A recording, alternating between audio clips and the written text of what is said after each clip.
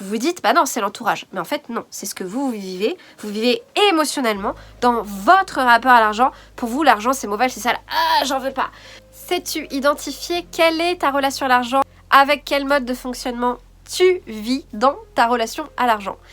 Il existe 3 types de relations à l'argent, 3 types d'énergie. Celle dont je te parle aujourd'hui s'appelle le repousseur.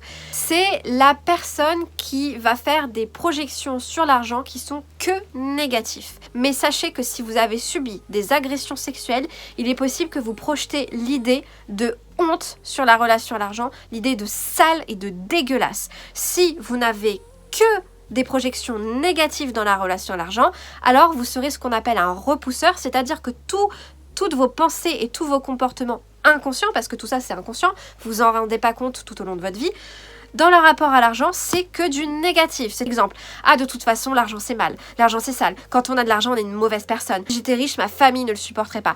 Toutes ces croyances négatives, en fait, sont des projections de ce que vous ressentez en vous dans le rapport à l'argent. Donc au niveau des comportements, qu'est-ce qui se passe? Bah par exemple, si quelqu'un vous doit de l'argent, vous n'allez pas aller lui demander. Ah bah non, vous allez surtout pas lui courir après. Il vous a débarrassé de ça, heureusement. Mais bien sûr, inconsciemment, consciemment, vous dites pas ça. Mais inconsciemment, vous allez, quand vous avez très peu d'argent, parce que du coup, ce sont des gens qui sont endettés, ce sont des gens qui fuient l'argent, ce sont des gens qui en ont pas sur leur compte bancaire et ce sont des gens qui ne font pas non plus leur compte.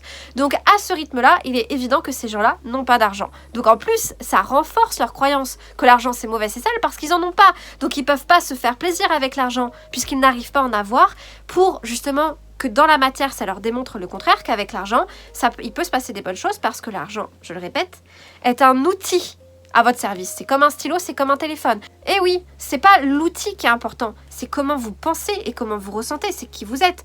Donc quand vous fuyez l'argent, ça veut dire quoi? Ça veut dire que vous avez un énorme travail de libération émotionnelle à faire en vous et de coaching. Vous devez apprendre absolument à faire vos comptes et à accepter que l'argent va vous aider dans votre cheminement de la vie. Ce n'est pas votre ennemi, l'argent n'est pas votre ennemi, que vous pouvez obtenir de l'argent et être une personne heureuse, être une personne bienveillante, être une personne gentille, être une personne qui continue de donner aux autres et être une personne qui a le droit de réclamer de l'argent quand on vous en doit. Et oui.